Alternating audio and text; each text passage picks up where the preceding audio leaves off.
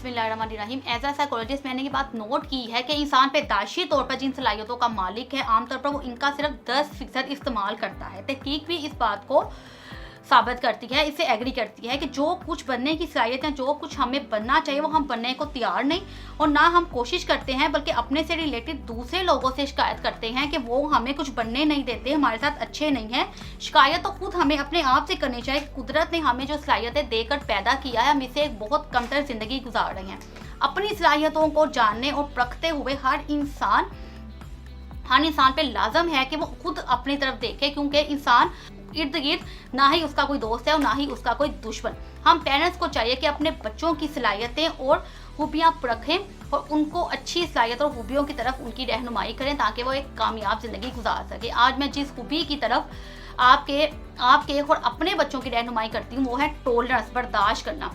अगर थोड़ा सा टॉलरेंस को डिफाइन करें, थोड़ा सा उसकी तारीफ अगर हम देखें, जो कि हम बहुत कम लोग जानते हैं, कि उन लोगों के साथ भी रिस्पेक्टफुल रहना, उनको भी इज्जत देना जो हमसे डिफरेंट है, ये टॉलरेंस को डिफाइन करना होता है। हर इंसान दूसरे इंसान से डिफरेंट है और हमें इन्हीं डिफरेंट इंसानों के साथ अपनी ज़िंदगी गुजारनी है।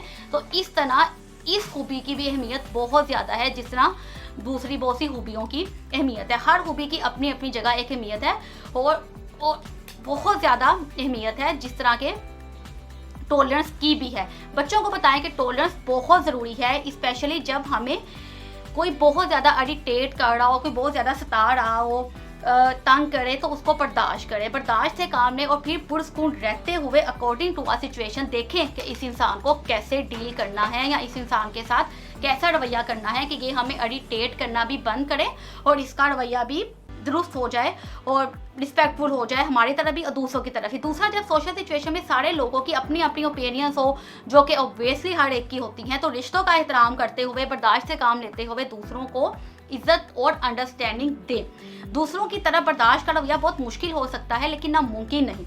बास टाइम तो हमें उनके साथ रिस्पेक्ट और काइंड रहना पड़ता है जो हमें बहुत ज़्यादा सता रहे होते हैं। लेकिन बर्दाश्त का ये मतलब हरगिज़ नहीं है कि हम दूसरों का बैड एटीट्यूड और डिसरिस्पेक्ट बिहेवियर को एक्सेप्ट करें। बर्दाश्त करना है, एक्सेप्ट नहीं करना, बल्कि अपनी टॉलरेंस से दूसरों के बैड बिहेवियर और मिसबिहेवियर को ठीक करना है।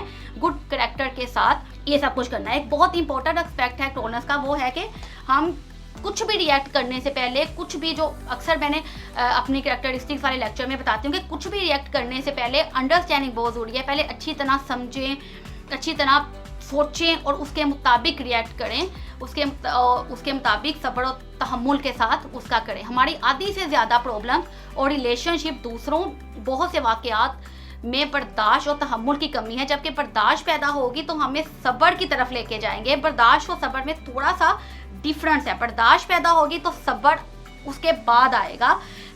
Demonstrated our tolerance is our choice. Even कि हम दूसरों के एक्शंस को कंट्रोल नहीं कर सकते, लेकिन हम रिस्पेक्ट और काइंडनेस को शो करने की चॉइस पे ज़रूर अमल कर सकते हैं। दूसरों के पॉइंट ऑफ व्यू को अप्रिशिएट करना हमारे लिए टॉलरेंट होना ईजी बना देगा। दूसरों को इस तरह ट्रीट करें जिस तरह हम चाहते हैं कि दूसरे हमें ट्रीट करें। ये बात हमें भी अंडरस्टैंड करनी चाहिए और बच्चों को भी करवानी चाहिए। इसमें ज़िंदगी की खूबसूरती है। हदीस में भी, हमारे इस्लाम में भी इस बात पे जोर दिया गया है कि वही चीज़ पसंद करो जो तुम अपने लिए पसंद करते हो। अल्लाह तुम्हें भी वही देता है जो तुम दूसरों के लिए पसंद करते हो। हम जो अपने लिए दूसरों के लिए चीज़ पसंद करते हैं, अल्लाह पहले वो हमें देता है। जो अगर हम दूसरों के लिए खोते हैं, पहले उसमें हम खुद गिरते हैं। एनीवे, लोगों के दरमियान differences, religious, culture, age, experience और दूसरी बहुत सी चीज़ों का डिफरेंस हो सकता है। हम जिंदगी में बहुत से लोगों से मिलते हैं जो हमारी ज़िंदगी को खूबसूरत भी बनाते हैं, बदसूरत भी बनाते हैं। यकीन बर्दाश्त सबको करना पड़ता है। एक टॉलरेंट पर्सन लोगों के डिफरेंसेस को इज्जत देता है। चलते हैं लेक्चर के सेकंड सेक्शन की तरफ, जिसमें है प्रैक्टिस टॉलरेंस। बच्चों को बताएं कि टॉलरेंस को कैसे प्रैक्टिस करना है। लिसन टू अदर, दूसरों को सुने, थोड़ा सा टाइम लगा के, थोड़ा सा टाइम देकर दूसरों के पॉइंट ऑफ व्यू को भी सुन ले कि वो एक वाक़े को, एक इंसिडेंट को, एक दोस्ती को या किसी रिलेशन को कैसे समझते हैं। ये उम्र भर के पछतावे से बेहतर है। नंबर 2 में है remember that not everyone is the same. Tolerance का मतलब है कि लोगों से रिलेटेड तमाम डिफरेंसेस का पता हो। जैसे हम किसी को डील से बात कर रहे होते हैं, बड़े से बात करते हैं, थोड़ा सा अपने एज फेलो से बात करते हैं, अपने छोटे से बात करते हैं, तो इन डिफरेंसेस का हमें पता होना चाहिए, और सब रिलेशंस के साथ एक्सेप्ट करना है उनके डिफरेंस को। नंबर 3 में है look for ways to connect with other. अगर एक बंदा हमें बहुत ज़्यादा इरिटेट कर रहा है, बहुत ज़्यादा तंग कर रहा है, तो जरूरी नहीं है कि हम दूसरों के साथ भी कनेक्शन खत्म कर दें। जैसे हम थोड़ा सा, कुछ लोग सोचते हैं कि मैं अब किसी को दोस्त नहीं बनाऊंगा, मुझे इस दोस्त ने बहुत तंग किया तो मैं दूसरों को भी दोस्त नहीं बनाऊंगा। ऐसा हरगिज़ नहीं हो सकता है। एक एक्सपीरियंस अगर आपका बैड है तो यकीनन दूसरा बहुत अच्छा होगा। नंबर 4 में है know the differences between what is popular and what is right.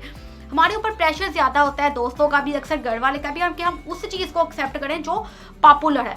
Tolerance में ये रवैया नहीं आता कि हम दूसरों के कहने पर, फ्रेंड्स या रिश्तेदार के कहने पे पॉपुलर और रॉन्ग चीज़ों को एक्सेप्ट कर लें, बर्दाश्त कर लें। नो, टॉलरेंस में हम राइट चीज़ों को बर्दाश्त करेंगे और राइट बिहेवियर को ही एक्सेप्ट करेंगे। नंबर 5 में आता है help others and my self you.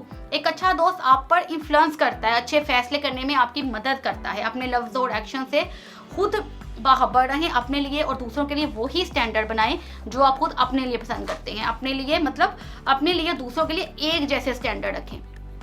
इस लेक्चर पे वर्कआउट करते वक्त, इस पे काम करते वक्त बस मैं यही दुआ कर रही थी कि जो मैं आप पेरेंट्स को समझाना चाहती हूँ, जो मैं चाहती हूँ कि आप पेरेंट्स समझें, आप उसी तरह उसको अंडरस्टैंड करें, ताकि हम अच्छे तरीके से अपने बच्चों को गाइड्स कर सकें। ज़िंदगी में जब भी किसी से मिलें तो बहुत ज़्यादा रिस्पेक्ट से मिलें, क्योंकि हम जितनी रिस्पेक्ट दूसरों को देंगे उतनी रिस्पेक्ट हमें वापस मिल जाएगी। बास टाइम मिसअंडरस्टैंडिंग और डिसएग्रीमेंट से बच जाएंगे अगर आप अपने रिलेशंस और दूसरे लोगों को थोड़ा टाइम लगाकर सुन लें, उनके पॉइंट ऑफ व्यू से भी चीज़ों को अंडरस्टैंड कर लें कि दूसरे हमसे, हमारी रिलेशन, हमारे किसी वाक़े को, किसी इंसिडेंट को कैसे देख रहे हैं। तो ये सारी उम्र के पछतावे से बेहतर है, ये इससे बेहतर है कि खुदा ना वास्ता हमारी ज़िंदगी में काश आए और कोई पछतावा आए। अल्लाह हम सब के लिए आसान है।